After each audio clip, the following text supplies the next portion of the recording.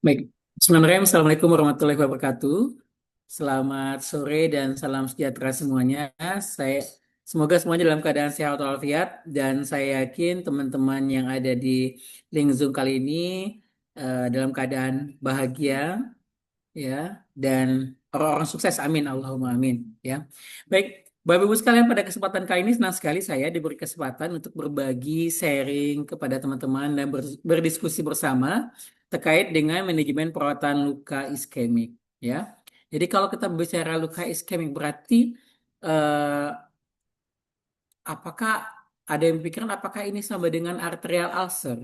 Nah, jadi kurang lebih dikatakan bahwa arterial ulcer sudah pasti iskemik, tapi iskemik belum tentu arterial ulcer karena iskemik ini juga bisa disebabkan oleh berbagai macam penyebab lainnya, bukan hanya karena arterial saja, ya, bukan karena PAD maksudnya peripheral artery disease, ya.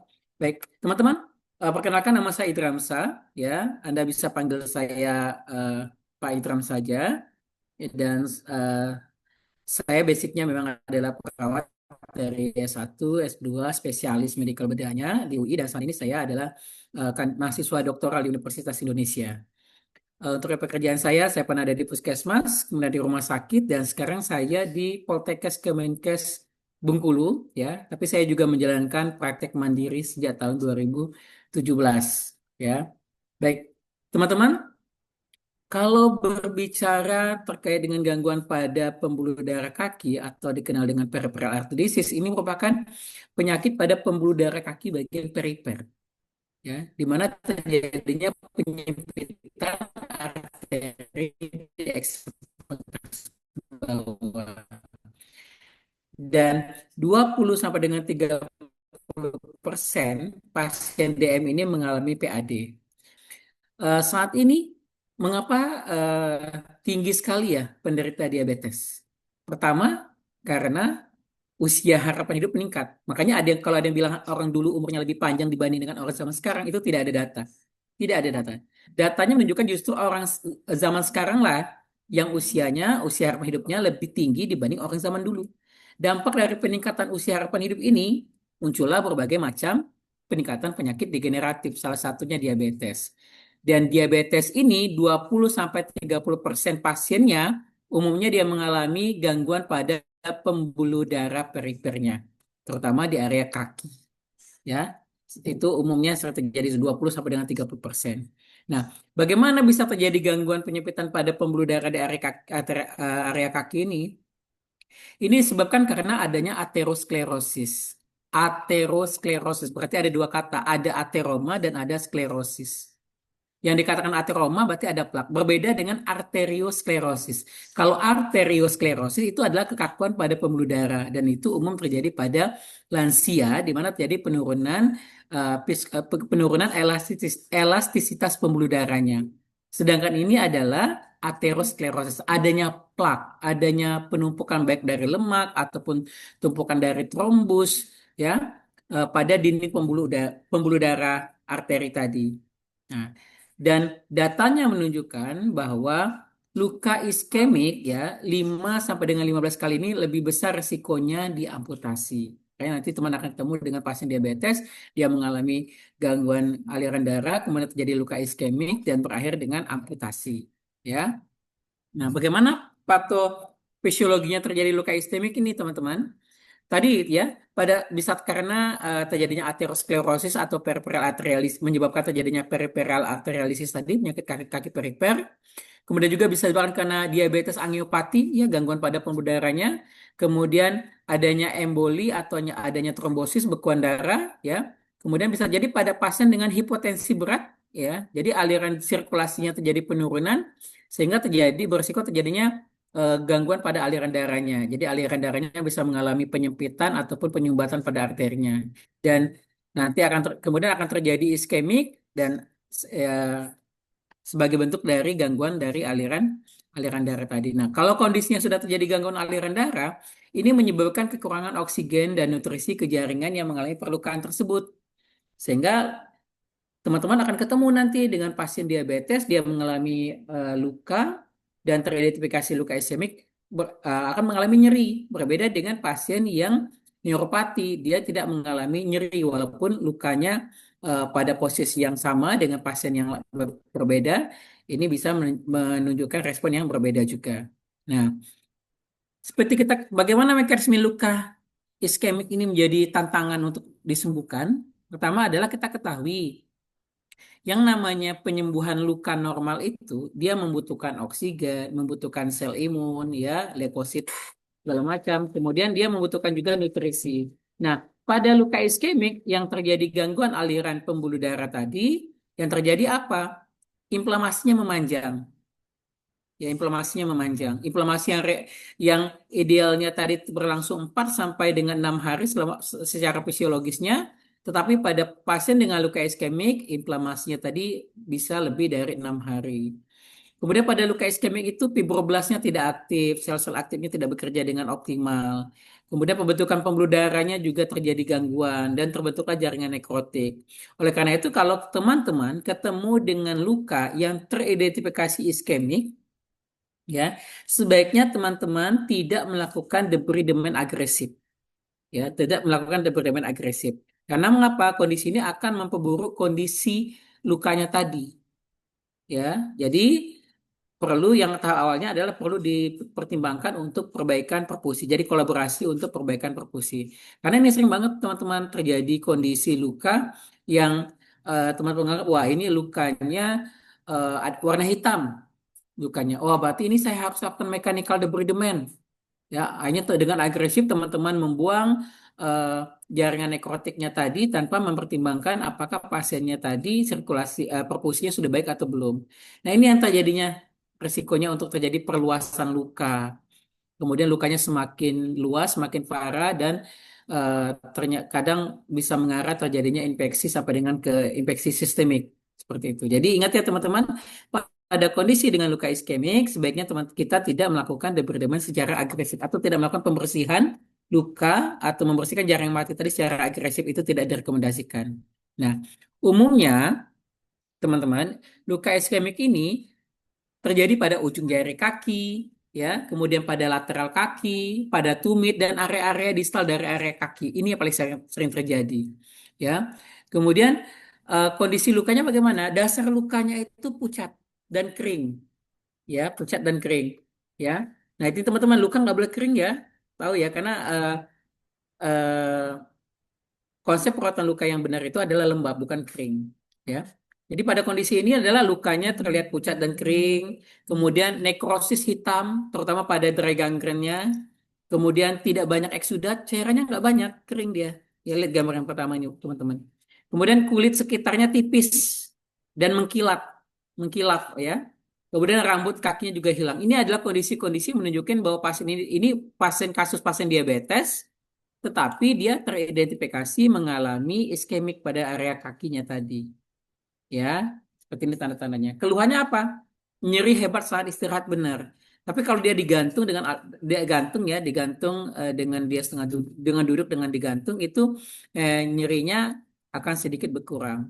Kemudian apalagi tandanya teman-teman, ekstremitasnya dingin. Teman-teman palpasi kaki kanan dan kirinya, kalaupun memang hanya terjadi iskemiknya pada kaki kanan saja, maka kaki kanannya lebih dingin dibandingkan dengan kaki kirinya. Ya, sehingga teman-teman perlu lakukan pemeriksaan vaskuler.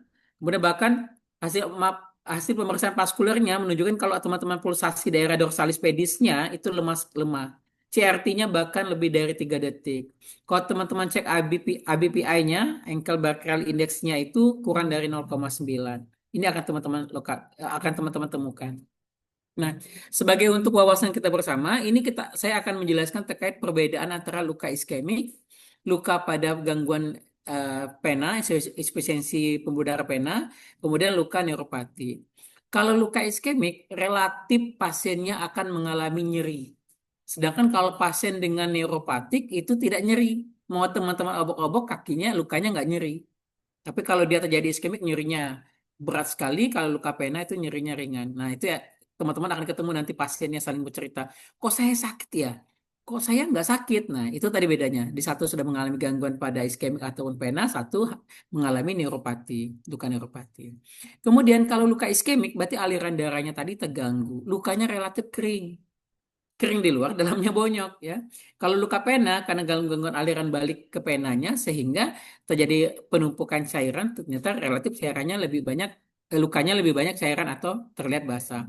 Kalau neuropati ya relatif kalusnya tebal ya, terbentuknya kalus lebih tebal.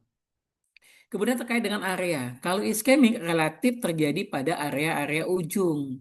Ya, karena kan kalau luka pena mungkin di medial dari ankle. Ya, kemudian kalau neuropati terutama awal lukanya terjadi pada area tekanan. Contohnya di daerah head metatarsal. Jadi di jempol itu, di bagian pangkal dari jempol itu, di kepala dari metatarsal itu terjadi tekanan akan terbentuklah kalus. Nah, biasanya lukanya terjadi di sana. Nah, ini kondisinya pada daerah kaki ya, teman-teman ya. Jadi kita bisa membedakan antara iskemik, pena, sama neuropati. Ya, kemudian kalau dari segi pulsasinya, teman-teman jelas ya, kalau iskemik itu pulsasinya lemah dibandingkan dengan yang pena sama neuropati.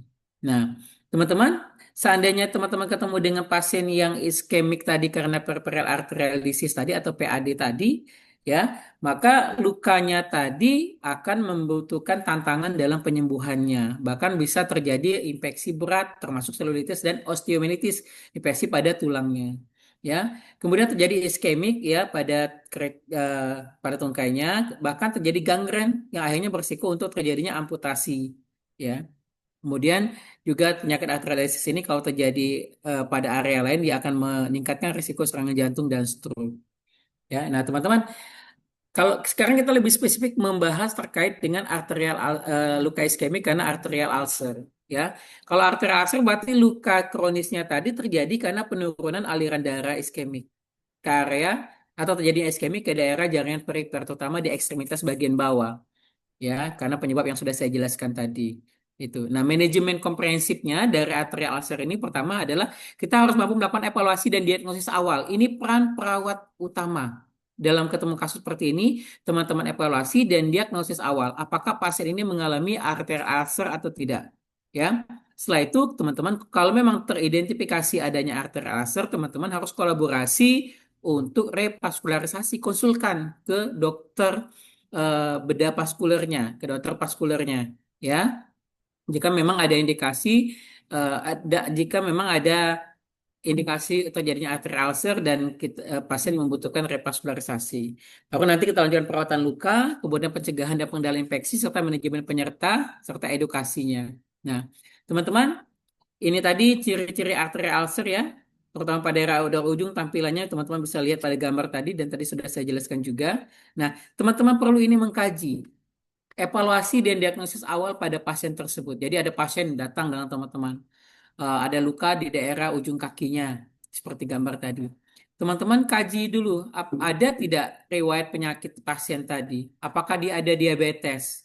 Ya, kalau diabetes dia akan merusak pembuluh darah kecilnya dan menyebabkan lukanya menjadi sulit sembuh dan rentan untuk terjadi infeksi.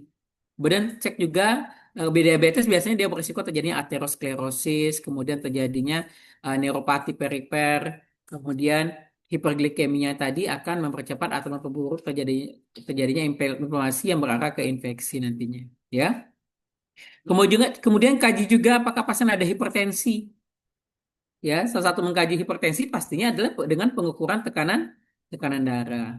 Kemudian lihat ada tidak hiperlipidemia atau kadar kolesterol LDL-nya tinggi tidak. Ya, karena kalau kadar LDL-nya tinggi, low lipoprotein lipoproteininnya, lipidnya tadi, lipoprotein density-nya itu yang low-nya itu tinggi, itu akan memicu terjadinya aterosklerosis. Kalau HDL-nya, apalagi kalau sampai dengan terjadinya HDL-nya rendah. Ya, kemudian kaji juga teman-teman terkait dengan kebiasaan merokok. Ya, kemudian usia juga demikian. Usia biasanya lebih dari 60 tahun itu berisiko. Kemudian kaji juga apakah ada riwayat penyakit jantung. Nah, kondisi-kondisi inilah yang berisiko menyebabkan terjadinya peripheral arterial disease. Ya. Nah, selanjutnya ini teman-teman yang teman-teman lakukan sudah teman-teman wawancara, ada nggak penyakit penyertanya tadi? Selanjutnya yang teman-teman lakukan adalah lakukan pemeriksaan fisik. Teman-teman lakukan palpasi pada denyut arteri perifernya di dorsalis pedis dan tibialis posterior, raba. Ya, apakah denyutannya kiri dan kanan tadi seimbang ataukah denyutannya rendah, lemah ya. Kemudian Teman-teman juga palpasi untuk melihat warna kulit. Apakah ada kemerahan yang berlebihan atau adakah ekimosis segala macam teman-teman lihat. Kemudian teman-teman rasakan juga suhu di ekstremitasnya. Ya, apakah ada sianosis atau eh, pucat dan lain segala macamnya. Ya. Eh, Kemudian teman-teman, setelah teman-teman lakukan palpasi tadi, teman-teman lakukan juga pemeriksaan diagnostik yang bersifat non-invasif ya. Teman-teman bisa cek ABPI, engkel. Jadi teman-teman nanti kita ada slide berikutnya ada kok bagaimana cara prosedur pemeriksaan ABPI. Kemudian untuk pasien dengan diabetes ini lebih direkomendasikan bukan ABPI atau ABI, tapi TBI atau two brachial index. Jadi dengan alat khusus kita tensi tangannya, kemudian kita tensi ujung jari jempol dengan panset khusus untuk jari. Nanti kita dapatkan nilainya. Nah, baru kita identifikasi apakah ini mengalami arterial ulcer atau tidak. Jadi sekarang untuk pasien dengan diabetes yang berisiko mengalami PAD, kita rekomendasikan untuk TBI, ya. Kemudian kolaborasi kalau teman-teman punya Doppler vaskular. Kalau tidak, teman-teman sudah mengarahkan ke identifikasi awal, kolaborasi dengan dokternya untuk melakukan pemeriksaan vaskularisasinya. Ya, lanjut. Nah, ini identifikasi dan masa awal. Nah, ini teman-teman bagaimana pemeriksaan ABPI tadi. ABPI ini adalah metode invasif ya dan sederhana untuk mendeteksi apakah pasien ini mengalami peripheral arterial disease. Ini bisa teman-teman lakukan di praktek mandiri teman-teman ataupun di puskesmas ataupun di klinik lainnya ya. Bagaimana cara kerjanya? Ini hanya dilakukan dengan membandingkan antara tekanan darah pergelangan tangan atau brachial ya dengan sorry maaf pergelangan kaki ankle dengan lengan brachial. Makanya AB ya ankle dan brachial. Ya, cara kerjanya Anda melakukan tensi ya dengan sphygmomanometer atau alat tensi biasa dan kalau lebih efektifnya Anda dibantu dengan Doppler ultrasound ya. Sehingga nanti Anda tinggal membagi antara tekanan sistolik di pergelangan kaki dibagi dengan tekanan sistolik di lengan. Nah, nilainya berapa? Nah, ini Anda tinggal interpretasikan. Kalau sampai nilainya di bawah 0, eh, antara 0,4 sampai dengan 0,9 itu PAD-nya ringan. Tapi kalau kurang dari 0,4 itu PAD-nya berat. Ya, contoh kasus pasien usia 65 tahun, tekanan darah sistolik di pergelangan kakinya 120, tapi di pergelangan tangannya 160. Setelah kita bagi 120 per 160, dapatnya 0,75. 0,75 ini menunjukkan adanya PAD ringan sampai dengan sedang. Ya, jadi ini teman-teman prosedur untuk pemeriksaan ABPI. Pak, apakah bisa Pak ABPI ini kita gunakan tensi digital? Kalau kita kan mau mendapatkan nilai hasilnya, seandainya tensi digitalnya representatif ya, it's okay. Yang penting dapat nilai sistol di kaki dan sistol di pergelangan tangan, teman-teman bagikan. Ya, oke. Kemudian teman-teman lakukan pengkajian luka. Ya, kaji dari lokasinya, kedalamannya, dan ukuran lukanya teman-teman kaji dengan tepat kondisi lukanya. Nah, nah selanjutnya kalau teridentifikasi pasiennya mengalami luka iskemik tadi, adalah teman-teman berarti kolaborasi untuk lakukan revaskularisasi. Terutama jika aliran darahnya sangat buruk atau lukanya tidak sembuh, ini perlu sekali dilakukan. Ya, nanti ini di ranahnya dokter spesialis bedah vaskuler yang akan melakukan tindakan-tindakan seperti ini. Ya, dan sebaiknya yang perlu teman-teman lakukan, nah ini teman-teman lakukan sembari menunggu jadwal dokternya untuk melakukan tindakan revaskularisasi, yang teman-teman lakukan, yang bisa teman-teman lakukan adalah debridement dengan teknik autolysis debridement atau eh, dengan enzymatic debridement. Untuk mechanical debridement tidak direkomendasikan karena berisiko untuk memperburuk kondisi lukanya. Ya, kecuali teman-teman sudah meyakinkan vaskularisasinya bagus, tekanan darahnya stabil, kemudian gula darahnya juga mulai stabil, teman-teman boleh untuk melakukan debridement agresif. Tapi ingat, mechanical debridement itu hanya boleh dilakukan kalau sudah didahului oleh autolysis debridement. Nah, ini terkadang yang kita beruntungnya kalau teman-teman yang sudah pelatihan perawatan luka dan sudah memahami ini, terkadang pasien, contohnya pasien mau dilakukan tindakan pembedahan, debridement lah, surgical debridement atau nekrotomi. Nah, sembari menunggu itu, karena kan kolaborasi dengan tim dokternya, mereka akan meminta untuk menstabilkan dulu gula darahnya atau keadaan umumnya atau HB-nya segala macam. Nah, apa yang teman-teman lakukan? Inilah peran dari teman-teman perawat yang perlu kita tekankan. Lakukan autolysis debridement atau lakukan enzimatic debridement. Sehingga kalau Anda sudah melakukan itu, sehingga nanti pada saat dokternya melakukan tindakan surgical debridement, maka akan lebih mudah. Karena kalau autolysis debridement terjadi, tubuh itu punya kemampuan untuk memisahkan antara jaringan yang bagus dengan jaringan yang rusak. Sehingga pada saat operasi nanti dokternya tinggal mengangkat jaringan yang rusak saja, tidak merusak jaringan yang baru.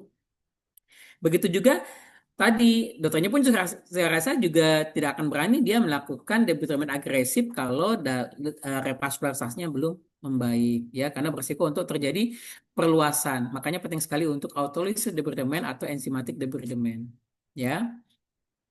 Selanjutnya bagaimana perawatan lukanya, teman-teman? Perawatan lukanya adalah teman-teman gunakan menggunakan singkatannya adalah TIME management, TIME management.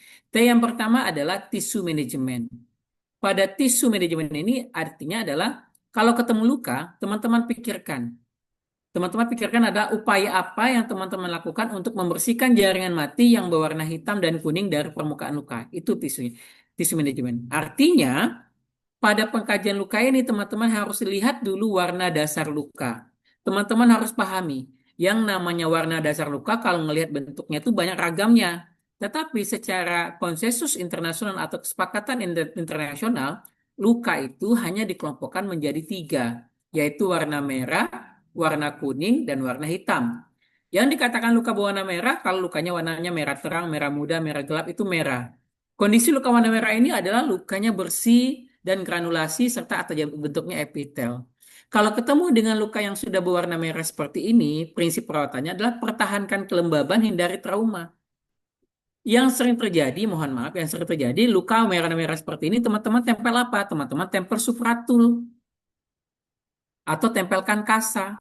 Sehingga pada perawatan lanjutan besoknya, lusanya, teman-teman buka, supratul dan kasanya lengket. Kalau pada saat lengket dibuka berdarah, terjadi luka baru. Kalau terjadi luka baru tanpa teman-teman minta, tubuh akan melakukan proses inflamasi. Akibatnya inflamasinya memanjang. Nah itu, ya. Jadi ingat, kalau luka warna merah cukup pertahankan kelembaban dan hindari trauma. Jangan digosok-gosok dengan kasa, jangan ditempel supratul.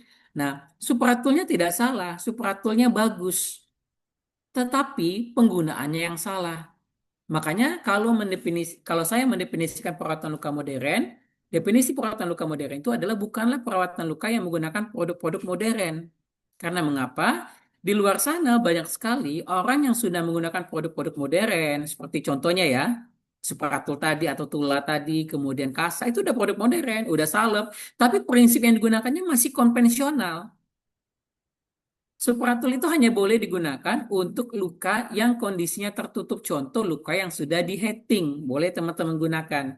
Dan kasa itu idealnya dibuat sebagai balutan sekunder. Jadi haram hukumnya kasa menempel lebih dari 2 jam pada permukaan luka secara langsung.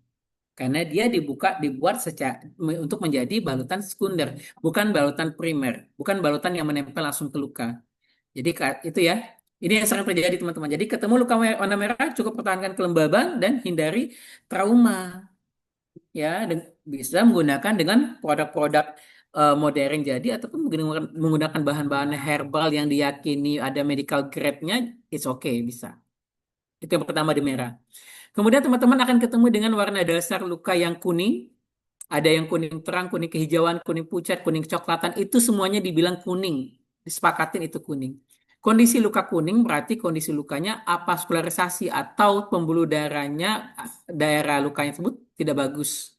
Jaringan yang tidak ada pembuluh darah yang kuning itu. Atau disebut dengan SLAV. Ya.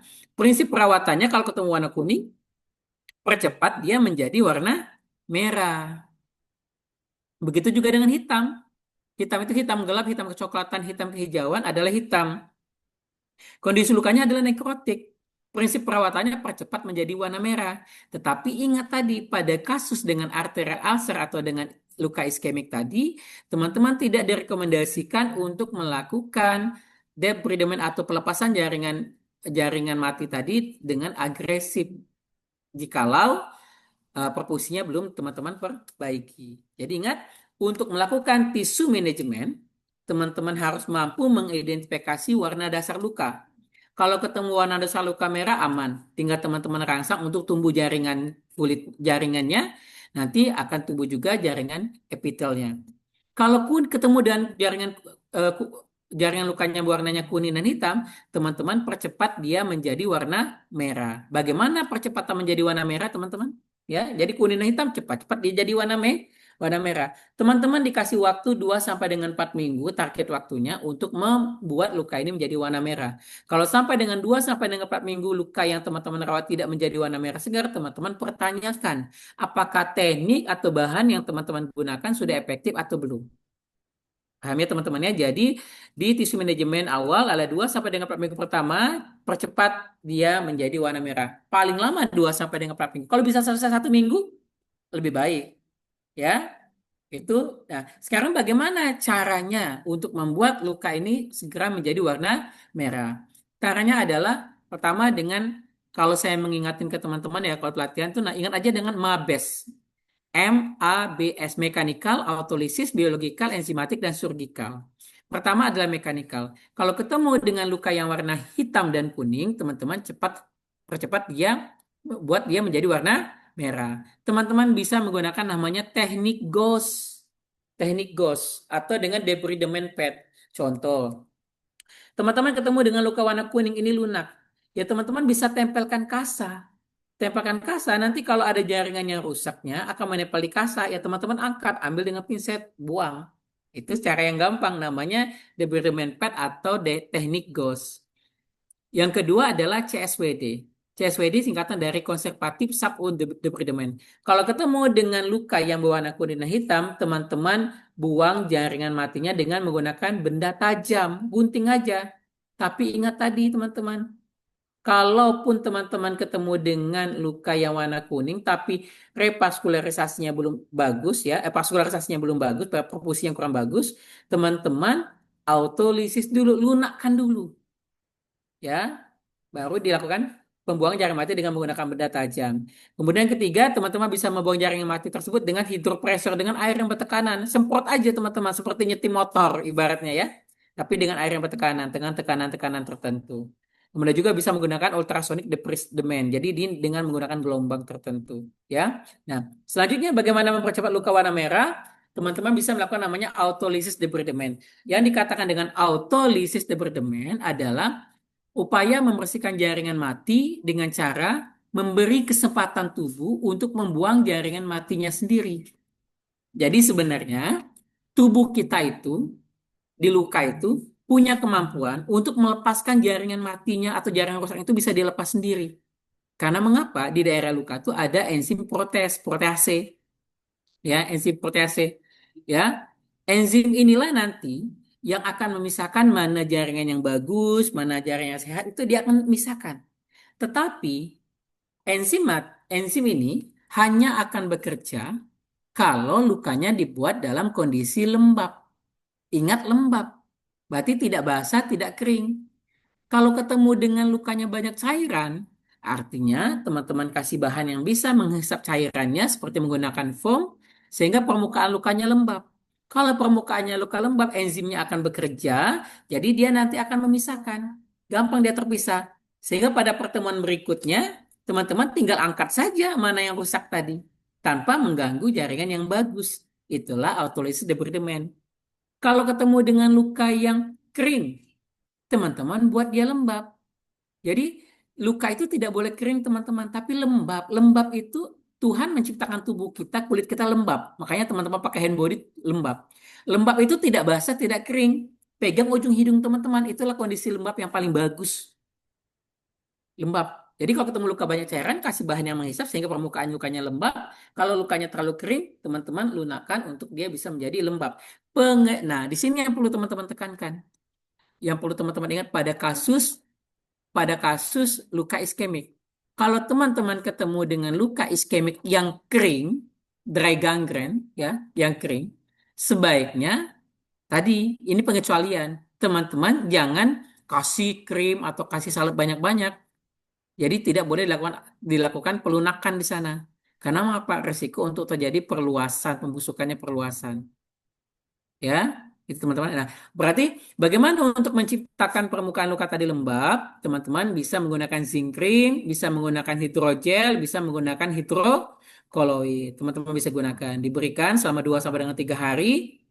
Nanti dalam 2-3 hari itu bahan ini tadi akan bekerja untuk melunakkan jaringan yang rusak tadi sehingga pada pertemuan berikutnya teman-teman lebih mudah untuk melepaskannya dengan teknik mechanical debridement. Ya, Pak, mengapa Pak tidak direkomendasikan perawatan lukanya tidak tiap hari? Tidak direkomendasikan sekarang. Karena kalau Anda merawat luka tiap hari yang pertama, semakin sering Anda membuka balutan penutup luka, maka semakin tinggi risiko kontaminasi dengan kontaminan lingkungan. Ya, ingat, fungsi utama kulit itu adalah sebagai pelindung. Kalau terjadi luka, berarti pelindungnya rusak. Oleh karena itu harus dikasih pelindung pengganti, harus dikasih balutan, harus dikasih baju, harus dikasih dressing, ya. Jadi harus ditutup, ya, harus ditutup, ya.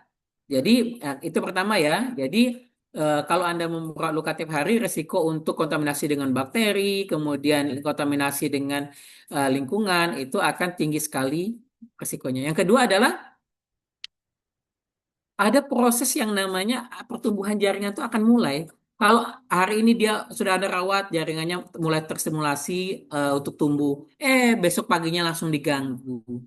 Dirawat, besok paginya diganggu lagi. Kapan dia mau tumbuh, diganggu terus, dirusak terus. Apalagi dengan tangan yang berbeda, dengan teknik yang berbeda, dengan pengetahuan yang berbeda. Jadi makanya lukanya jadi semakin sulit untuk disembuhkan. Ya, itu tadi ya teman-teman. Jadi membuang jaringan mati tidak mesti harus dengan mekanika debridement, tapi bisa diawali terlebih dahulu dengan autolysis debridement. Outputnya adalah lukanya menjadi lunak. Kalau jaringan matinya sudah lunak, gampanglah kita melepasnya. Ya. Selanjutnya, kalau Anda tidak bisa menggunakan autolysis debridement, Anda bisa menggunakan namanya biological debridement. Biological debridement adalah upaya membersihkan jaringan mati dengan menggunakan sebentar, maaf, teman-teman.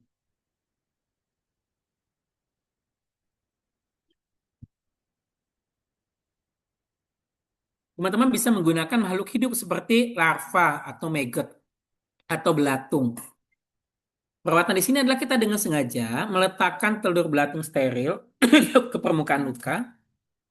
Nanti kita tutup 3 sampai dengan 5 hari, nanti telur belatungnya akan menetas dan kalau telurnya belatungnya sudah akan menetas, mereka akan pesta memakan semua jaringan mati yang ada di permukaan luka tadi. Ya, Pak, bagaimana kalau lukanya diblatungin? Kalau lukanya diblatungin, berarti teman-teman pertanyakan dari mana asal belatungnya tadi. Padahal teman-teman tidak meletakkan belatungnya tadi. Berarti itu karena lukanya kotor. Lukanya dibungkus hanya dengan kasar, cairannya keluar, dihinggapin oleh lalat, dan lalatnya bertelur, sehingga timbullah belatung. Apa yang teman-teman lakukan? Buang segera belatungnya. Jangan sampai ketahuan tetangga sebelah. Kasihan pasiennya. Nanti jadi ide-ide film Hidayah. Lukanya dibelatungin gara-gara minta arisan nomor 1. Nah, kasihan kan? Jadi, kalau ketemu dengan belatung, teman-teman segera bersihkan sampai bersih, jangan sampai tersisa. Ya, oke. Selanjutnya teman-teman bisa melakukan dengan namanya enzymatic debridement. Enzymatic debridement ini adalah teman-teman ini mirip dengan autolysis debridement. Tetapi kalau autolysis debridement tadi kita menggunakan enzimatik endogen, kalau yang enzymatic debridement ini kita menggunakan enzim eksogen yang bisa kita dapatkan dari madu. Jadi lukanya teman-teman bisa kasih madu. Nanti kalau kasih madu, luka yang jaringan hitam dan kuning tadi menjadi lunak sehingga mudah dilepas. Tetapi madu yang digunakan adalah madu medical grade. Madu dengan standarnya adalah madu dengan kandungan airnya kurang dari 22%. Jadi madu itu semuanya ada air, tetapi airnya sedikit, hanya kurang dari 22%. Ya, sehingga terkadang orang bilang, oh madu asli itu kalau ditetesin di tisu dia nggak tembus. Ya benar, karena kandungan airnya sedikit. Madu asli itu kalau dimasukin ke korek apinya digosok itu masih menyala. Ya, karena kandungan airnya sedikit, itu yang bagus. Ya, jadi kandungan airnya kurang dari 22%. Nah, tantangan kita madu di Indonesia, ya mengapa saya tidak merekomendasikan secara langsung untuk menggunakan madu yang di pasaran langsung ya. Pertama adalah teknik penyimpanan. Terkadang oleh masyarakat ini madu disimpan sudah lama sekali di botol yang tidak higienis. Kemudian madunya ditaruh di tempat yang logam. Padahal madu tidak efektif jika ditempatkan di tempat yang bertemu dengan logam, seperti sendok seperti itu misalnya ya. Makanya sebaiknya menggunakan sendok kayu. Yang ketiga, Indonesia ini teman-teman buka musimnya banyak, ada musim rambutan, musim durian, musim duku. Itu semuanya berpengaruh ke jenis madunya. Makanya sedangkan yang direkomendasikan internasional adalah madu dengan medical grade. Oleh karena itu kalau teman-teman mau menggunakan madu sebaiknya teman-teman memang menggunakan madu yang dikhususkan untuk luka atau sudah dalam bentuk produk perawatan luka, apakah salep madu ataukah hidrogel madu itu bisa-bisa teman-teman gunakan. Ya. Kemudian yang paling aman apa teman-teman? Lidah buaya. Lidah buaya itu paling aman. Disinilah lidah buaya lebih berharga dibandingkan dengan lidah mertua. Ya, lidah buaya tadi teman-teman buang kulitnya, teman-teman caca atau di slice tipis-tipis, ya tempelkan aja ke luka. Kalau perlu di blender masukin. Dia nanti membuat lukanya menjadi lembab. Enzimatik eksogennya akan bekerja untuk membantu melepaskan jaringan matinya tadi. Kemudian teman-teman bisa menggunakan enzim papain yang didapat dari pepaya. Ya, pepaya itu bisa melunakkan jaringan yang keras. Makanya teman-teman, ibu-ibu itu kalau mau masak daging, dagingnya dibungkus dulu dengan daun pepaya. Benar, karena di daun pepaya itu ada enzim papain yang bisa melunakkan jaringan yang keras tadi. Dan ini sudah banyak kok produk-produk luka yang mengandung papain. Bromelin, bromelin dapatnya dari mana teman-teman? Dari nanas. Ya, dari nanas. Makanya teman-teman kalau di Sumatera itu kalau bikin kelio ataupun masak daging atau ayam itu kan pakai nanas. Tujuannya adalah untuk melunakkannya. Ya, karena dia ada enzim bromelin. Nah, selanjutnya, kalau teman-teman sebagai perawat sudah melakukan mekanikal, autolisis, biologikal, dan enzimatik, baru ada indikasi teman-teman bisa kolaborasi untuk melakukan surgical debridement. Surgical debridement ini rananya dokter spesialis bedah, bukan rananya perawat ataupun bidan. Ya, jadi ini dilakukan di ruang bedah. Tapi tadi teman-teman, kolaborasi dulu, lakukan semampu teman-teman dulu untuk di mekanikal, autolisis, biologika atau enzimatik. Jika nanti ada gangguan, baru teman-teman bisa kolaborasi untuk dilakukan surgical deployment. Atau kalau pasiennya mampu mau langsung surgical, ya it's okay, nggak ada masalah. Nanti setelahnya teman-teman lanjutkan perawatannya. Karena teman-teman punya waktu 2 sampai dengan 4 minggu untuk membuat luka yang warna kuning dan hitam tadi menjadi warna merah. Oke? Paham ya? Semoga bisa dipahami. Selanjutnya, nah ini yang oke, selanjutnya kita langsung ke sini saja. Ini targetnya tadi ya, percepat warna hitam dan kuning menjadi warna merah. Selanjutnya bagaimana manajemen inflamasi dan infeksi? Ya, inflamasi itu belum tentu infeksi teman-teman, tapi infeksi sudah pasti inflamasi. Pada bagian ini adalah Anda setelah tadi membuang jaring mati yang perlu Anda perhatikan adalah upaya-upaya untuk mengendalikan inflamasi, mencegah dan mengatasi infeksi. Ya, apa yang teman-teman lakukan? Teman-teman bisa melakukan pencucian luka, ya. Kemudian mengangkat kalau ada biofilm, angkat biofilmnya. Biofilm itu adalah selaput bening ada di permukaan. Anda ketemu dengan luka warna merah, tetapi di atasnya itu ada selaput lendir kayak bening. Nah, itu adalah biofilm, toksin yang dihasilkan oleh bakteri. Ya, jadi teman-teman harus angkat, harus buang itu. Kalau enggak, mau 3 bulan, 4 bulan nggak akan nutup-nutup lukanya. Kenapa? Adanya biofilm tadi.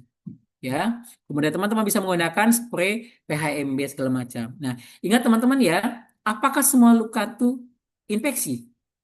Tidak, walaupun dia terbuka pun dia nggak belum tentu infeksi karena ada tahapannya untuk terjadi infeksi tadi teman-teman.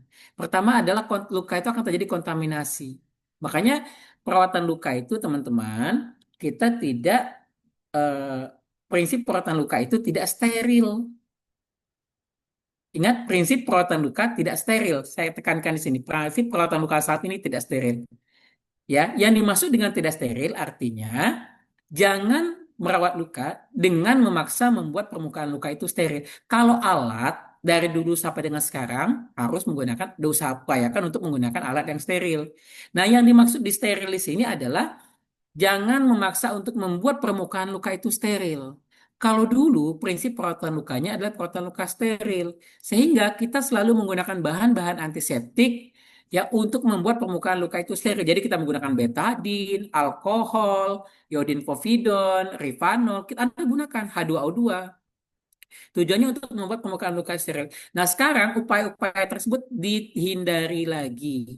Ya, contoh deh, teman-teman dikasih betadin atau iodin povidon atau alkohol untuk membersihkan luka. Pedih nggak? Pedih. Karena bahan-bahan tersebut bersifat korosif, membakar. Justru teman-teman membuat luka bakar jadinya. Yang kedua, bahan-bahan tersebut mereka bersifat toksik bagi jaringan granulasi. Makanya tidak direkomendasikan untuk pembersihan luka. Dan kan sudah tahu indikasinya.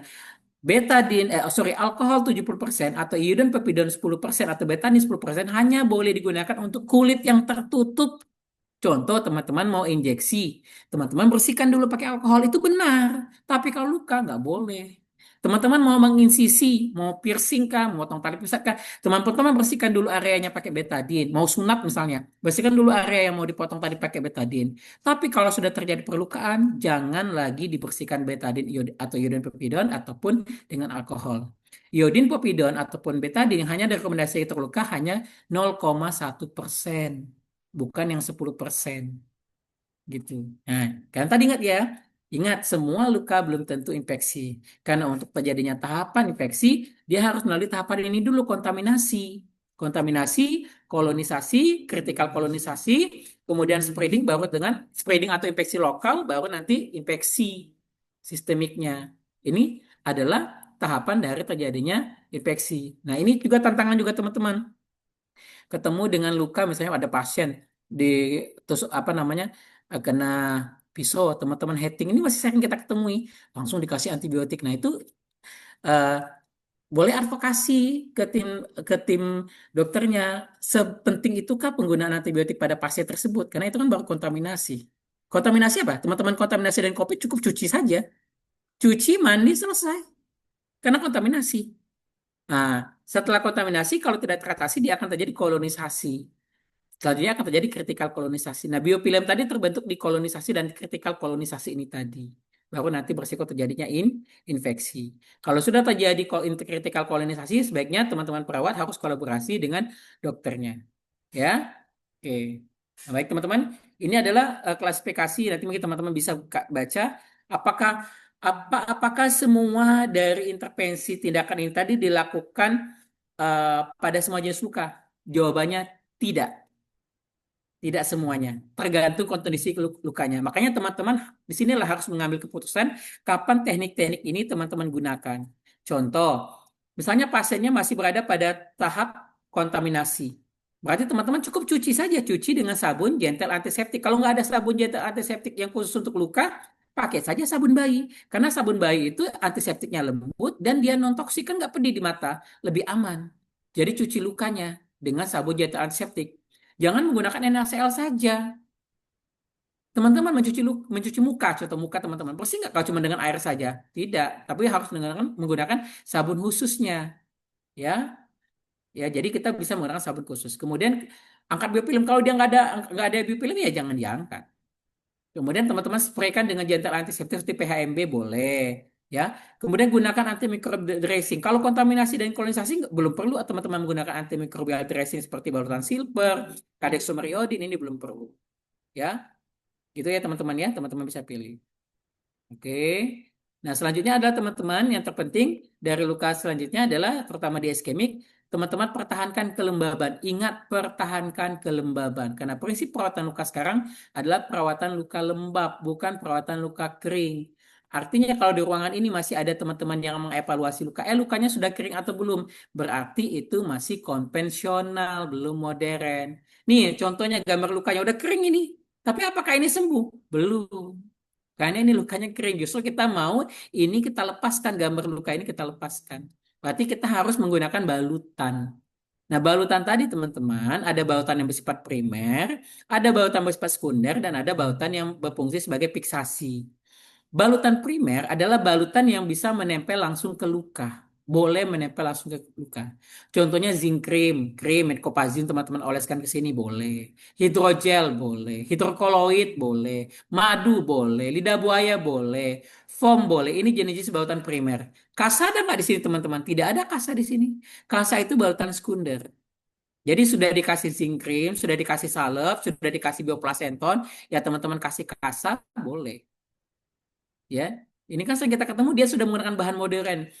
Lukanya dikasih bioplacenton, nggak ditutup lagi sehingga ada debu lewat nempel, ada kain lewat nempel. Kemudian ada orang batuk, bakterinya bisa mengkontaminasi karena lukanya tidak ditutup dengan balutan sekundernya. Ya, jadi tadi demikian ya. Kemudian selanjutnya harus ada balutan fiksasi yang berfungsi untuk mempertahankan posisi balutan primer dan sekunder tadi bisa berada pada tempatnya. Ya. Selanjutnya adalah teman-teman ada di epithelial attachment. Bagaimana teman-teman mempercepat proses tumbuhnya epitel? Yang pun teman-teman lakukan adalah lakukan perawatan pada tepi luka atau daerah sekitar luka. Jadi teman-teman lindungi kulit sekitar luka. Ya, bisa teman-teman kasihkan bahan dasar oil atau bisa menggunakan hidrokoloid atau bisa menggunakan transparan film. Lindungi dulu tepi lukanya dulu. Sehingga apa teman-teman? Kalau lukanya tadi teman-teman kasih bahan, kemudian lukanya jaringan lukanya tadi menjadi lunak kan akan menghasilkan cairan. Nah, kalau teman-teman melakukan perawatan dengan benar, cairannya tadi tidak akan mengkontaminasi daerah sekitar luka sehingga lukanya tidak meluas. Ya, kemudian pada saat merawat luka, biar epitelnya tumbuh dengan bagus, kan ingat ya, epitel itu tumbuhnya dari tepi luka. Oleh karena itu, teman-teman harus lakukan massage ringan pada tepi lukanya tadi. Kemudian kalau ketemu dengan tepi lukanya tinggi atau tebal, ya teman-teman harus beranikan untuk menipiskannya. Ya, jaringan matinya dibuang besar. Ya, kemudian untuk mempercepat terjadinya epitel jaringan terbentuknya jaringan epitel, teman-teman support nutrisi ya. Epitel bagus ya, suruh makan putih telur, ikan gabus atau suplemen albumin segala macamnya ya. Kemudian kalaupun Pak, gimana saya mau mempercepat epitelnya pas dengan lukanya masih kuning dan hitam? Caranya percepat dia menjadi warna merah. Jadi khusus untuk luka warna kuning hitam, bagaimana mempercepat terjadinya epitel? Cepat-cepat buat dia menjadi warna dasar lukanya menjadi warna merah. Ya. Ya teman-teman tadi merawat luka, ya bersihkan tepi lukanya tadi sehingga udah muncul epitelnya muncul dari tepi luka, menutup lukanya. Percepat buang yang warna kuning ini tadi segera menjadi warna merah. Warna merah nanti Anda rangsang epitelnya muncul, ya muncul epitelnya. Ya. Nah, ini teman-teman yang perlu kolaboratifkan adalah bagaimana manajemen penyertanya. Bagaimana kontrol glukosa darahnya. Penting sekali kontrol glukosa darah. Ya, terkadang yang kita pasien-pasien sering ketemukan adalah pasien datang sudah pakai insulin, ya, ternyata gula darahnya masih 400-an. Dokternya udah ngasih dosisnya untuk regulernya itu sampai dengan 18 unit, yang yang apa long actingnya atau yang insulin malamnya itu sampai dengan 24 unit, tapi gula darahnya masih 400. Nah, perlu teman-teman evaluasi. Apakah teknik penyimpanan insulinnya yang jadi masalah ataukah teknik penyuntikan insulinnya kah yang tidak tepat ya? Kenapa? Insulin masih saja ada yang mendapat edukasi bahwa insulinnya disimpan yang sedang dipakai itu disimpan di lemari es pendingin ya. Tidak. Insulin yang cadangan disimpan di lemari pendingin, bukan di freezer ya teman-teman, di lemari pendinginnya saja.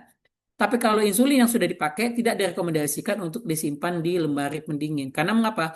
Kalau kita simpan di lemari pendingin, dia keluar masuk, itu akan merusak molekulnya. Itu yang pertama, di teknik penyimpanan.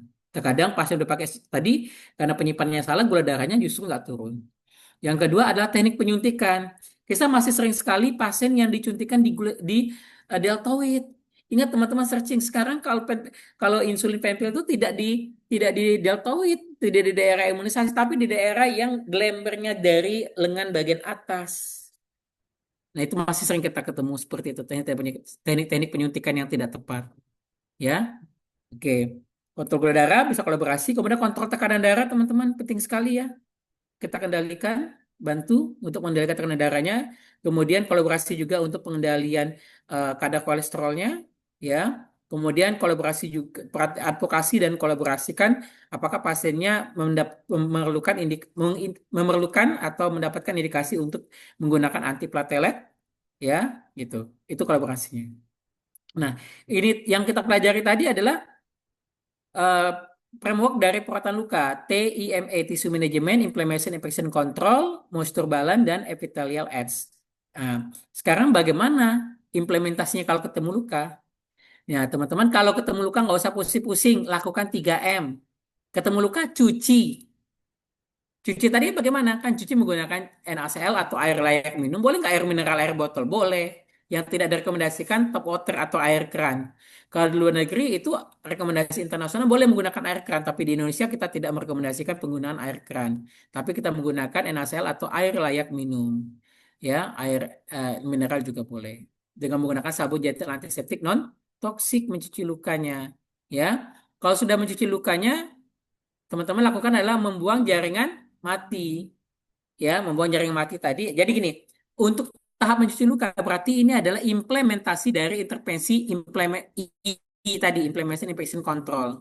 Sedangkan kalau membuang jaringan mati ini tadi berarti implementasi dari intervensi yang T tadi, yang tissue management tadi, yang MABES tadi.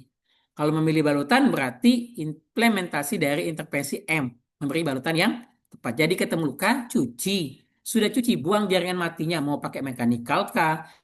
Mau pakai autolisis kah? Mau pakai biologikal kah? Mau enzimatik debridement kah? Atau kalau pasiennya mampu melakukan surgikal, itu silakan. Setelah itu baru teman-teman pilih balutan yang tepat. Jadi setiap pasien datang, mau 3 hari sekali, 2 hari sekali, teman-teman lakukan ini, 3M. Ya, oke. Untuk mencuci, yang teman-teman perhatikan adalah bahan dan teknik. Tadi sudah jelaskan, untuk bahan, teman-teman sebaiknya menggunakan cairan non-toksik seperti NaCl atau air layak minum. Ya, hindari H2O2, tidak direkomendasikan. Klorin, bacalah di petunjuknya, di botolnya itu. Hati-hati penggunaan pada kulit terbuka. Jadi sudah tidak direkomendasikan untuk membersihkan luka. Klorexidin juga demikian. Povidone iodin juga demikian. Tidak direkomendasikan untuk membersihkan luka. Ya, membersihkan luka. Kemudian Rivanol segala macam itu tidak direkomendasikan. Ya, paham gitu ya. Kemudian teknik untuk luka untuk luka kronis, ya, untuk luka kronis yang teman-teman bisa lakukan adalah merawat lukanya. Kalau untuk luka yang luka kronis, teman-teman tekniknya adalah cuci dulu bagian kulit sekitar lukanya, baru cuci bagian dalam lukanya. Nah, ini coba lihat lukanya. Lukanya nggak kering, ini lembab di video ini. Lukanya nggak kering tapi lembab. Bayangkan kalau dia tempel, teman-teman tempel kasa saja. Wah, itu akan lengket. Nah, setelah itu kita lakukan pencucian menggunakan kasa, NaCl, dan menggunakan sabun dietol antiseptik. Tekniknya adalah cuci dulu bagian sekitar lukanya, pinggir-pinggir lukanya dulu dicuci. Kalau sudah dicuci bagian pinggirnya, baru cuci bagian tengahnya. Nih, kita cuci dulu semua pinggirnya. Ya, oke. Nah, sambil kita lakukan massage ringan boleh, ya. Setelah itu baru kita cuci bagian tengahnya, tengah dari luka tadi. Saya percepat sedikit ini. Nah, untuk di bagian tengah lukanya, karena ini lukanya warna merah, ingat tadi prinsip luka warna merah. Hindari trauma, pertahankan kelembaban. Udah, tekniknya seperti ini. Kasih kasanya dibentang, nah teman-teman gosok. Tapi kalau lukanya masih warna kuning dan hitam, gosok aja. Siapa tahu dengan teman-teman menggosok tadi, warna hitam dan kuningnya tadi bisa lepas. Nah, kalau ini kan prinsip luka warna merah. Jadi minimalkan jangan sampai terjadi kerusakan. Ya. Kemudian baru teman-teman lakukan teknik pembuangan jaringan mati. Kalau bisa pakai pinset. Kalau pakai kasa. Kalau memang harus pakai benda tajam. Setelah itu teman-teman lanjutkan dengan autolisis dengan memberikan zinc cream pada kasus ini. Ya, nih coba lihat teman-teman. Ini warna dasar lukanya apa? Masih ada merah, merahnya 50%, ada kuning 20% dan 30%-nya adalah hitam. Artinya ada kuning dan hitam yang harus kita percepat lepas agar dia menjadi warna merah. Apa yang teman-teman lakukan? Autolisis. Beri krimnya tadi, hidrogel kah, bisa zinc cream kah, metcopazin Anda tempel ke sini dengan ketebalan 1 sampai dengan 2 mm, kemudian tutup dengan kasa minimal atau dengan foam lebih baik. biarkan tutup selama 3 hari. 3 hari nanti pasiennya kontrol. Ingat kalau kontrol apa yang dilakukan? Cuci luka, buang kembali jaringan mati yang sudah bisa dilepaskan, kemudian tutup dengan balutan. Pertemuan berikutnya demikian juga 3M. Buang membersihkan 3M tadi ya, mencuci, membuang jaring mati dan memilih balutan yang tepat. Ya, oke. Nah, ini kepada kasus luka ini bagaimana memilih balutan primernya? Kan teman-teman tadi kan mau melepaskan jaringan warna hitam dan kuning ini tadi. Pasti teman-teman menggunakan bahan zinc cream atau hidrogel atau mungkin lidah buaya teman-teman gunakan di sini atau madu mungkin teman-teman gunakan di sini. Tapi ingat tepi lukanya ini harus teman-teman lindungi dulu. Teman-teman bisa menggunakan hidrokoloid, ditempel di sini hidrokoloid di pinggir-pinggirnya ini. Sehingga kalau ada cairan lukanya yang melebar atau meluas atau yang merembet ke luar dari luka ini tadi, kulit sekitar ini sudah terlindungi dengan hidrokoloid tadi atau dengan transparan film juga boleh. Kalau tidak ada, salepnya aja diolesin tipis-tipis ini, tapi salep yang berbahan dasar oil tadi. Jangan teman-teman madu atau lidah buaya taruh di sini tadi, meluas dia nanti jadinya. Ya.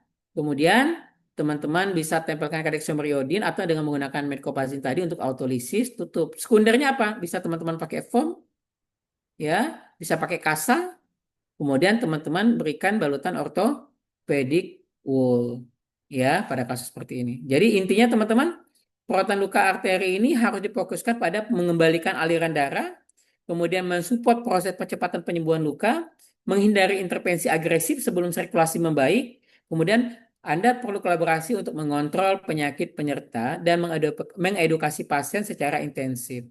Jadi perawatan luka pada kasus arteri ini memerlukan keterlibatan multidisiplin, tidak tidak hanya perawat saja, berarti kalau mau kondisi tertentu Anda harus kolaborasi dengan dokter dan sebaliknya. Ya. Oke, demikian teman-teman pemaparan materi saya terkait dengan perawatan luka iskemik pada sore hari ini. Semoga memberi manfaat pada teman-teman semua. Selanjutnya saya kembalikan kepada Mas Dafa. Silakan Mas Dafa. Oke, terima kasih banyak Pak Idram. Bapak Ibu, kita beri aplaus dulu untuk Pak Idram. Materi sangat luar biasa. Baik, Bapak Ibu, Pak Idram, kita lanjut masuk sesi diskusi tanya jawab. Di sini sudah ada pertanyaan yang masuk. Saya izin bacakan dari Mbak Isna Fania. Pada pasien gula, terdapat kulit kaki menghitam tidak ada luka. Tindakan apa yang bagus untuk membuat kulit yang kembali normal? Terima kasih. Baik. Nah, Bapak Ibu ini kan saya sambil baca ya Mas Dapa ya. Pada pasien gula, maksud pasien gula ini pasien diabetes mellitus ya Mas Dapa ya. Pada pasien diabetes mellitus terdapat kulit kaki yang menghitam, tidak ada luka, dan tindakan apa yang bagus untuk membuat kulit yang kembali normal. Oke. Berpikir kritisnya adalah kok dia bisa menghitam? Kok dia bisa menghitam? Artinya apa teman-teman? Sirkulasinya nggak bagus, perfusinya nggak bagus. Sehingga lapisan kulit bagian luarnya tadi rusak. Nah, bagaimana cara mengembalikannya kembali normal? Gampang. Gampang maksudnya itu simple ya. Simple itu artinya pasiennya harus diedukasi untuk mempertahankan kelembaban pada kulit. Bagaimana mempertahankan kelembaban pada kulit ya? Ya. Ini terkait dengan perawatan pada kulitnya ya, terlepas dari pengendalian gula darahnya, terlepas dari pengendalian kadar kolesterolnya itu tetap sangat berpengaruh. Jadi itu kolaborasi dengan tim dokternya. Tapi untuk pada kasus kakinya tadi, perawatan yang teman-teman lakukan secara simpel adalah pertahankan kelembaban. Contohnya bagaimana pertahankan kelembaban? Pada pasien diabetes, ini berisiko sekali mengalami neuropati perifer. Neuropati itu ada tiga. Ada neuropati perifer otonom, kemudian neuropati sensorik, dan motorik. Nah, tanda dari neuropati otonom tadi adalah saraf otonom terganggu. Sehingga apa? Kelenjar keringat dan kelenjar minyaknya tidak berproduksi dengan baik. Sehingga kulitnya menjadi kering. Makanya pasien diabetes berisiko terjadi luka. Ya, nah jadi Pak, kalau sudah paham pasien yang mengalami autonom tadi, berarti kita harus pertahankan kelembabannya. Caranya bagaimana? Pertama, kalau dia terkena air, contoh habis mandi atau wudhu, jangan dibiarkan airnya kering sendiri. Karena kalau kakinya terkena air sendiri akan semakin kering kulitnya. Jadi harus dilap, segera dilap. Yang kedua, teman-teman anjurkan dia untuk menggunakan pelembab, paslin. Pak, bisa nggak menggunakan minyak zaitun? Bisa. Tetapi minyak zaitun itu oilnya sedikit. Sehingga dia harus lebih rajin, lebih banyak lagi dikasih. Kalau saya menyarankan pasien yang meminta mau pakai minyak zaitun, saya menyarankan kalau ibu mau pakai minyak zaitun, berarti makainya 5 kali sehari. Setiap habis wudhu, keringkan. Habis sholat, pakai. Tapi kalau teman-teman bisa menggunakan bahan lotion tertentu yang khusus untuk diabetes, seperti kayak metocloprazin itu ada namanya metocloprazin natural oil, itu teman-teman cukup pakai 2 kali sehari saja, pagi dan sore saja. Atau teman-teman menggunakan paslin, teman-teman bisa pakainya pagi dan sore saja. Jadi jawaban simpelnya dari pertanyaan Mbak Isna, bagaimana untuk membuat kulitnya kembali normal? Kembalikan ke fungsi kulit yang ideal, yaitu lembab. Lembab tidak basah, tidak kering. Pak, mau lembab saya siram dengan air terus, bukan lembab jadinya nanti. Jadi basah dan jadi kering, lembab. Teman-teman pakai hand body, pasiennya juga dipakaikan lotion. Gitu ya, Pak. Ya, Wisna ya. Sembari perbaiki kendalikan glikemiknya, gula darahnya, dan kendalikan lainnya, tekanan darah ataupun kolesterol lainnya. Gitu. Gitu Mas Dapa. Oke, terima kasih Pak Idram atas jawaban yang luar biasa. Terima kasih juga Bu Isna ya. Semoga terjawab ya Bu Isna ya. Bapak Ibu yang ingin bertanya, silahkan tuliskan pertanyaannya karena kita masih ada waktu 5 menit lagi. Ya, kita masih ada waktu 5 menit lagi untuk sesi diskusi tanya jawab. Untuk Bapak Ibu yang ingin bertanya atau yang ingin berdiskusi langsung bareng Pak Idram, saya persilahkan bisa mengaktifkan fitur raise hand. Nah, sambil menunggu pertanyaan di dalam Zoom, ini ada pertanyaan Pak Idram dari peserta yang tadi sempat keluar ya dari Zoom. Berarti Ya, ini dari Pak Andre. Pak Andre dari Sulawesi. Nurse Idram, apa langkah preventif yang dapat dilakukan tenaga kesehatan untuk mencegah luka iskemik pada pasien resiko tinggi? baik. Terima kasih Mas Dapa. Maaf Dapa bisa diulang soalnya tadi ada telepon masuk tadi Ah, di line oke. saya. Iya. Pertanyaannya, apa Hmm. langkah preventif yang dapat dilakukan tenaga kesehatan untuk mencegah luka iskemik pada pasien yang beresiko tinggi? Oke, baik. Pertanyaan adalah apa yang dilakukan pada pasien yang berisiko tinggi? Artinya penanyanya ini sudah paham ya apa yang dimaksud dengan pasien berisiko tinggi mengalami terjadinya luka iskemik ataupun peripheral artery disease ini ya. Nah, yang eh, penting untuk dilakukan pencegahan bukan di tenaga kesehatan tapi pasiennya ya. Pasiennya yang penting untuk melakukan pencegahan. Berarti kita melakukan kalau di tenaga kesehatan pertama adalah eh, bantu pasiennya agar glikemiknya stabil, gula darahnya stabil, ya, gula darahnya stabil. Kemudian pertanyaan yang paling simpel jawaban paling simpel berikutnya, bagaimana perawatannya? Perawatannya pertama adalah rajin pasiennya, anjurkan pasiennya untuk melakukan self assessment atau melakukan pengkajian kakinya sendiri. Jadi melakukan pemeriksaan kaki mandiri setiap hari. Jika perlu, kalau kita menyarankan, kita pakaiin cermin kita tempel pakai eh, apa namanya ada tangkainya sehingga pasiennya itu bisa melihat telapak kakinya apakah ada kalus ya, dilihat semuanya. Jadi ajarkan pasiennya untuk memeriksa kakinya setiap hari. Yang kedua adalah anjurkan pasiennya untuk mempertahankan kelembaban pada kakinya, kelembaban. Ya, pertahankan kelembaban. Bagaimana tadi mempertahankan kelembabannya tadi? Tadi saya jelaskan kalau dia kena air harus segera dikeringkan. Kalau memang dianggap kakinya kering, berarti dia harus pakai lotion tambahan agar membuat permukaan lukanya menjadi lembab. Ya. Kemudian selanjutnya adalah perhatikan dalam perawatan kukunya. Teknik motong kuku harus diperhatikan. Ya. Kemudian yang keempat adalah penggunaan alas kaki yang tepat. Penggunaan alas kaki yang tepat. Jadi pasien harus menggunakan alas kaki yang sesuai dengan ukuran kakinya. Ya. Jadi sarankan pasien untuk memilih alas kakinya itu pada sore atau malam hari. Karena pada sore atau malam hari ukuran kaki kita berada pada ukuran maksimal. Ya, sehingga nggak lagi teman-teman pakai pasiennya tadi pakai sendal akhirnya kesempitan sehingga bisa menyebabkan terjadinya lecet ya. Jadi pertahankan kelembaban, perawatan kuku dengan tepat, kemudian gunakan alas kaki yang tepat dan yang terpenting adalah self assessment tadi. Lakukan apa namanya pemeriksaan kaki secara mandiri. Tindakan preventif lainnya, ajarkan pasiennya cara senam kaki. Ajarkan pasiennya untuk melakukan ajarkan pasiennya untuk melakukan senam kaki. Ya, senam kaki mungkin saya yakin teman-teman sudah banyak yang paham ataupun dilatih ya. Di kampusnya pun juga waktu kuliah dulu juga sering diajarkan dengan senam kaki. Ya, selain itu penjagaan utamanya adalah kendalikan kadar gula darahnya.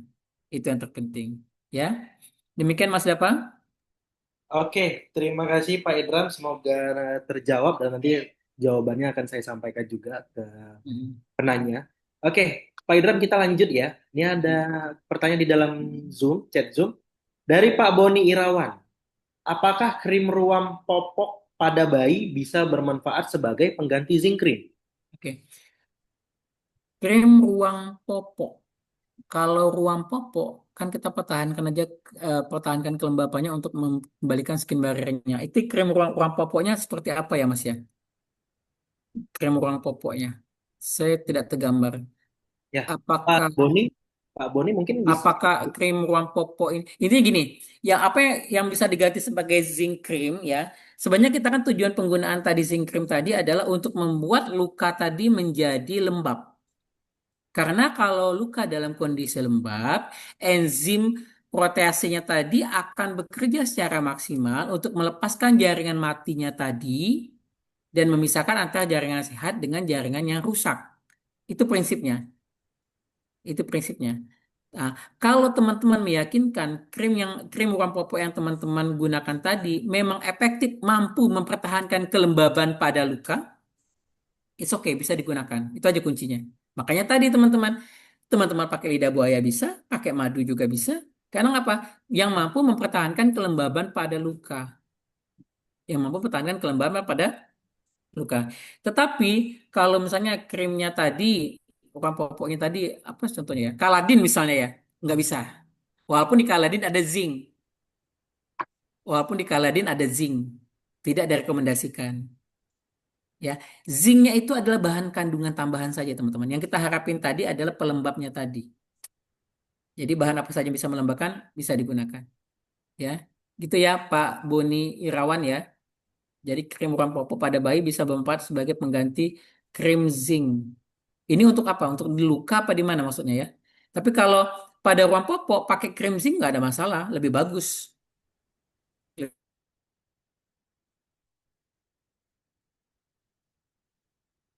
Oke,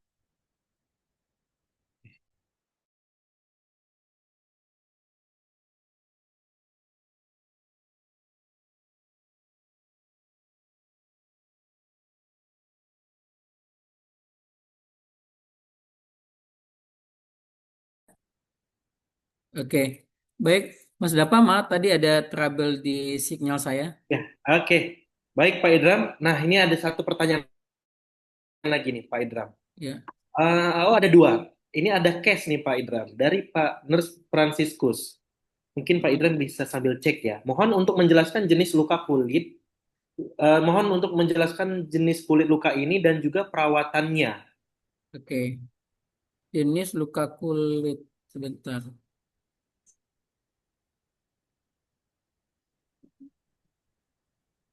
Ini ya, mau dapat terlihat di layar? Sudah terlihat. Iya. Oke. Nah, ini kita perlu pengkajian ini penting sekali ini pengkajian. Ya, apakah ini kalau saya ngelihatnya ini sepertinya ke apa psoriasis ya ini ya. Nah, Seperti psoriasis ya Pak ya?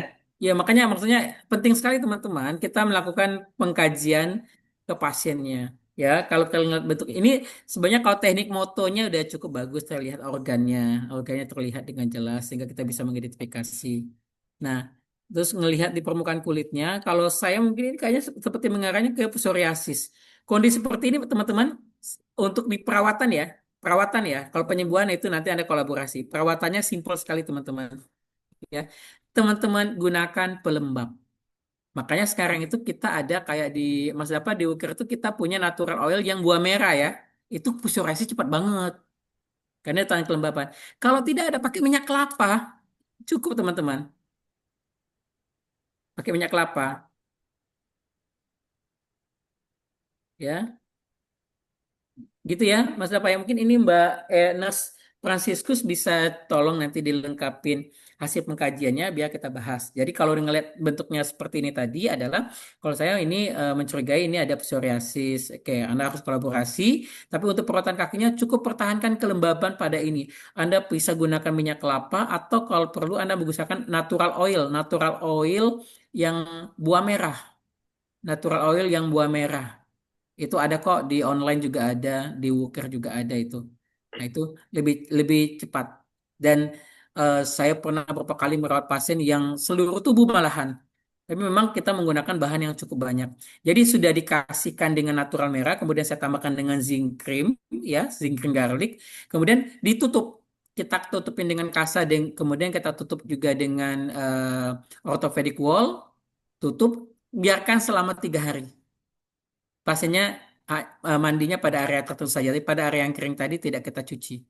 Ya, hari ketiganya baru kita cuci, rontok semua dia nanti, kasih lagi lotion, kasih lagi oilnya tadi. Gitu ya, eh Nurse Franciscus tadi ya terkait dengan jenis luka kulit ini. Ya, jadi kalau pertanyaannya bagaimana perawatannya, perawatan simpelnya tadi seperti yang saya sampaikan tadi, pertahankan kelembaban, pelembaban kelembaban. Nah, kondisi seperti ini ya, Nes Franciscus kan itu ada edema tuh pembengkakan. Makanya setelah dikasih zinc cream semua, atau Anda pakaikan natural oil tadi yang buah merah tadi, ya, kemudian Anda tutup dengan Celona, ya, terus Anda gunakan kohesif dengan sedikit penekanan. Karena untuk membantu aliran balik pena ke atas. Sehingga nanti bengkaknya berkurang. Gitu ya, Nurse Franciscus ya. Atau nanti bisa chat WA saya juga boleh kok untuk konsultasinya. Ya, demikian Mas Dapa. Oke, semoga terjawab ya Pak Franciscus. Nanti kalau mau diskusi langsung, saya izin memberikan nomor Nurse Idram ya, Nurse ya. Ya, Oke, baik. Ini satu pertanyaan terakhir nih, Nurse Idram. Dari Dokter Yurizal, MKes. Ulkus diabetikum di kaki, di samping disebabkan oleh yang telah disampaikan tadi. ya, Apakah ada kemungkinan disebabkan oleh faktor gravitasi? ya, baik. Nah, Dok, ini terkait dengan gravitasi, mungkin searahan ke dokter adalah kegangguan pena, dok. Jadi pada pasien seperti ini, seperti saya jelaskan tadi, ada pasien dengan gangguan arterial ulcer, ada venous ulcer, ada neuropathy ulcer pada pasien DM. Nah, kalau yang mungkin dimasukkan oleh dokter ini ada yang masuk gravitasi tadi adalah ketemu dengan pasien yang masuk kategori dia diabetes, ada luka, tapi gangguannya bukan di arteri, tapi gangguannya ada di pena. Sehingga aliran balik pembuluh darah baliknya tadi tersumbat. Sehingga pasiennya eh, area lukanya tadi atau area kaki tadi menjadi bengkak, edema, edema. Nah, tekniknya bagaimana? Kan kita cari solusi ya. Selain ini bagaimana?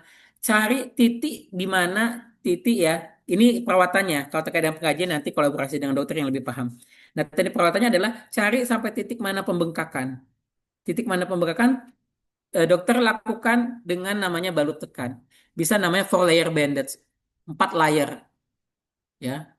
Nah, sekarang bagaimana menentukan apakah dia pakai 3 layer, 3 lapis, atau dia memakai 4 lapis?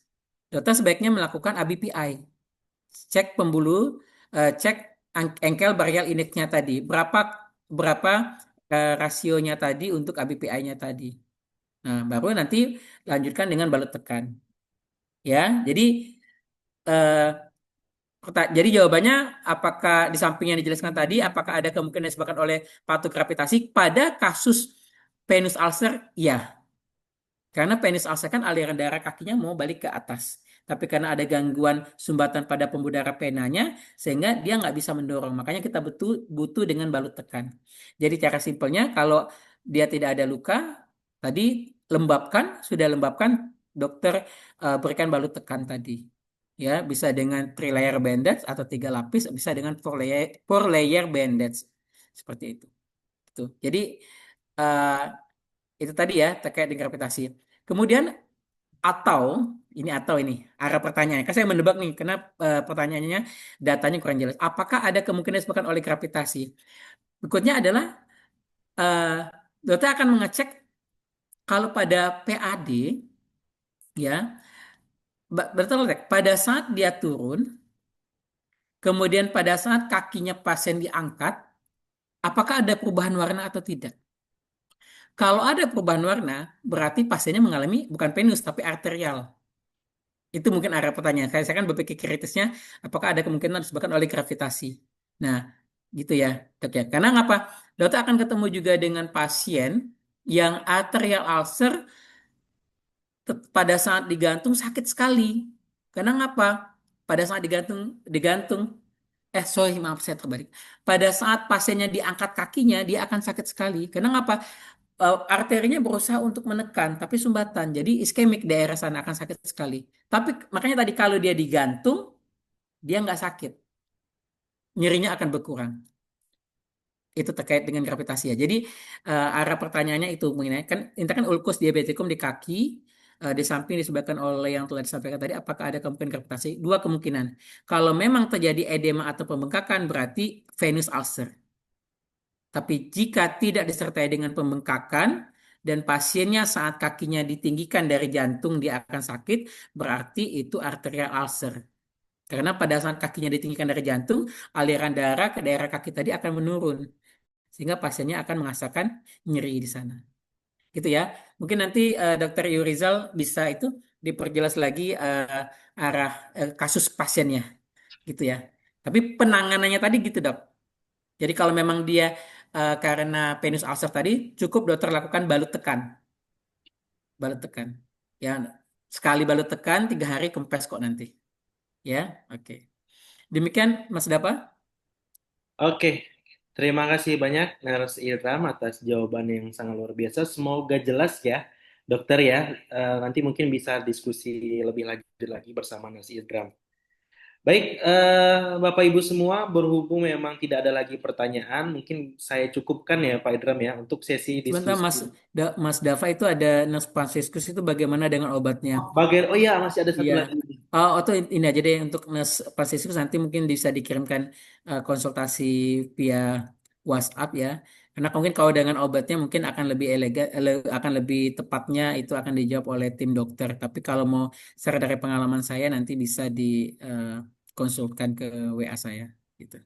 Baik, baik. Seperti itu ya Pak Franciscus ya. Nanti bisa konsultasi dan diskusi dengan Pak Idram. Siap kakak, oke, baik.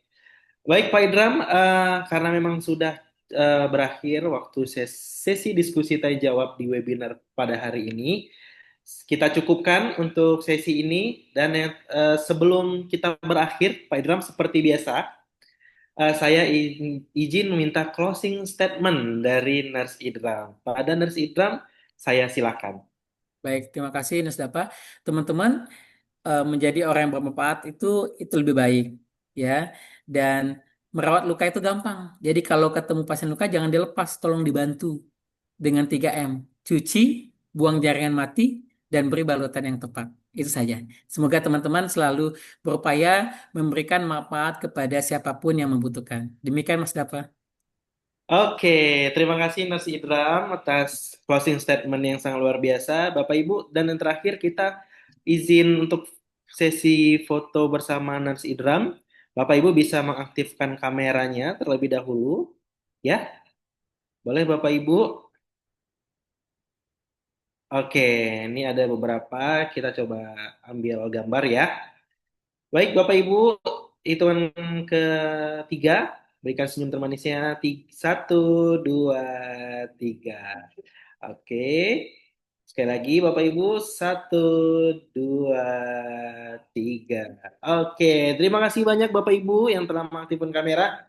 Nurse Idram, terima kasih banyak atas waktunya dan materi yang sangat luar biasa pada hari ini.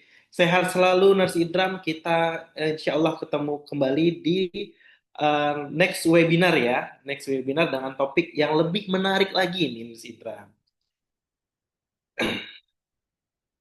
Oke, sampai ketemu lagi Mas Idram. Terima kasih banyak.